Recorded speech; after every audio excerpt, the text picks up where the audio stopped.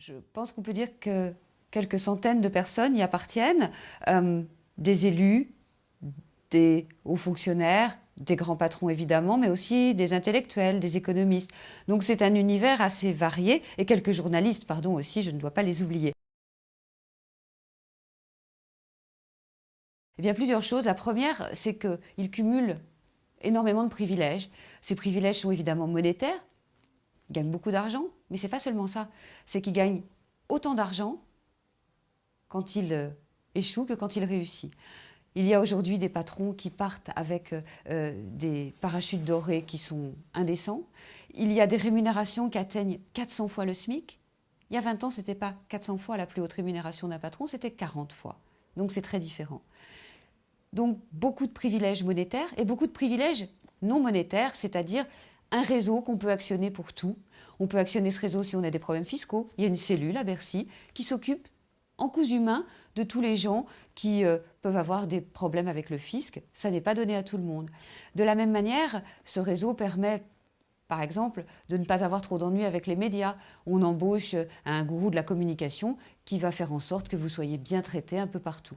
Donc, beaucoup de privilèges, un gros cumul et en toute impunité, c'est-à-dire que jamais les oligarques, ou presque jamais, ne passent à travers les mailles de la justice, mais aussi du chômage et éventuellement du discrédit.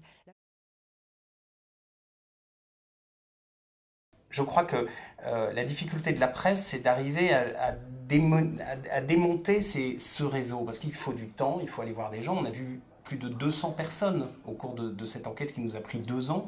On est allé voir 200 personnes, c'est des rapports de confiance qu'il faut avoir. Et aujourd'hui, je crois qu'il y a à la fois de la connivence de la part de certains journalistes, de certains patrons de presse, mais il y a surtout un manque de temps. La presse a beaucoup moins de temps, et c'est ça la grande force de l'édition, c'est de pouvoir donner du temps, surtout dans une maison comme Albin Michel, de donner du temps et des moyens d'enquêter, de prendre son temps pour comprendre bien ces mécanismes et dénouer ces fils.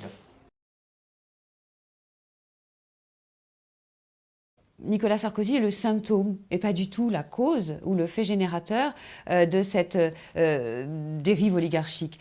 Pourquoi? Pour plusieurs raisons. La première, c'est que il y a 25 ans, on avait une nomenclatura française qui avait des caractéristiques très proches de la nomenclatura soviétique, c'est-à-dire qu'elle se renouvelait peu, vous y étiez en gros à vie, et elle se reproduisait, c'est-à-dire qu'on était fils de nomenclaturistes et donc nomenclaturistes soi-même.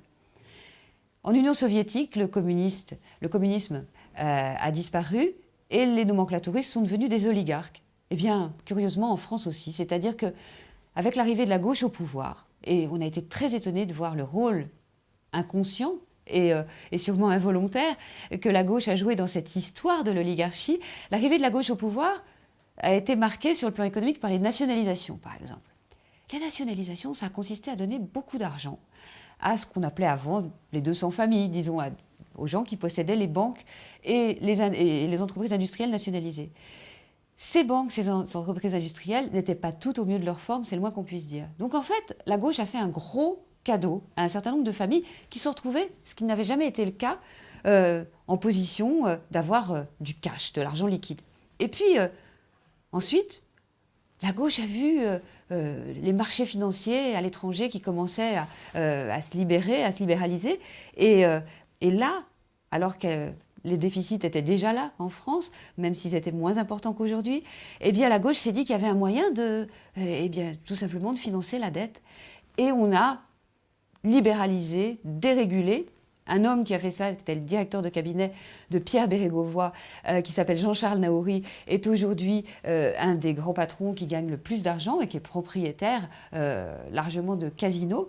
Eh bien, ces gens-là ont effectivement modernisé, on pourrait dire, la finance et l'économie, mais ils ont aussi ouvert les vannes à la cupidité.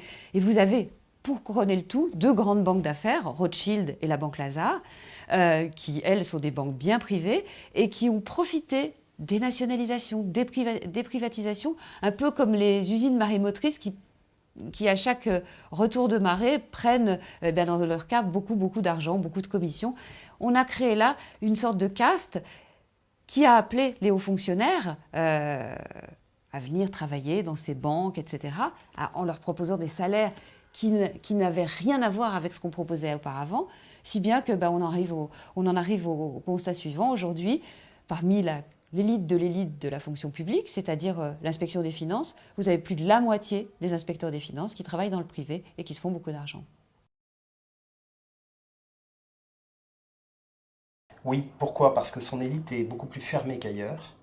Bien sûr, il y a des systèmes de corruption, de réseaux qui existent aux États-Unis, en Grande-Bretagne, en Allemagne.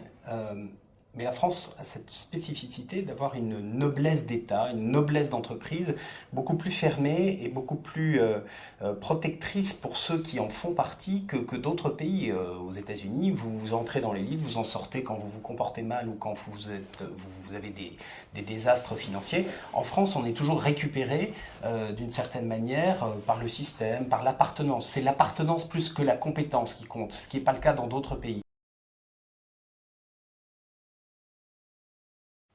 Il y a évidemment des gens très incompétents qui en ont fait la preuve et qui restent au sommet de l'État ou pas loin. Ça, c'est un vrai problème franco-français et c'est une vraie exception française. Cela dit, la plupart des oligarques ne sont pas incompétents individuellement. C'est collectivement qu'ils le deviennent. Pourquoi? Eh bien, d'une part parce que aujourd'hui, les oligarques utilisent l'État à leur profit, c'est-à-dire, par exemple, on raconte dans le livre comment un certain nombre d'entreprises amis du pouvoir, sont financés sur deniers publics par l'argent des livrets de caisse d'épargne, ce qui n'est pas tout à fait, comment dirais-je, recommandé dans une démocratie. Donc ça, c'est le premier problème, c'est que les oligarques se servent et sont donc très capables pour leur intérêt particulier, mais ont un peu déserté l'intérêt général. La deuxième chose, c'est qu'évidemment, il n'y a pas que des incapables. Et heureusement, il y a des gens qui sauvent l'honneur. Alors on a essayé d'en parler aussi. Vous citez Martin Hirsch. On peut parler notamment de Jean-Pierre Jouyet, le président de l'autorité des marchés financiers, qui a fait quasiment toute sa carrière d'inspecteur des finances dans le secteur public, qui est une sorte de, comment dirais-je, d'incarnation du service public, j'allais dire à l'ancienne.